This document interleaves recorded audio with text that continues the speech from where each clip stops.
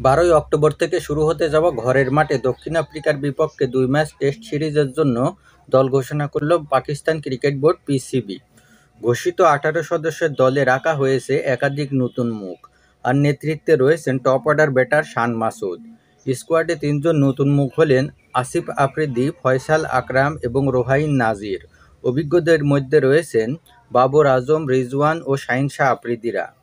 ১৮ সদস্যের ঘোষিত স্কোয়াডটি হল শান মাসুদ, আমির জামাল, আবদুল্লাহ শফিক, আবরার আহমেদ, আসিফ আফ্রিদি, বাবর আজম, ফয়সাল আকরাম, হাসান আলী, ইমামুল হক, কামরান গুলাম, খুররম শাহজান, মোহাম্মদ রিজওয়ান, নোমান আলী, রোহাইন নাজির, সাজিদ খান, সালমান আলী আগা, সাদ শাকিল ও শাহিন শাহ আফ্রিদি।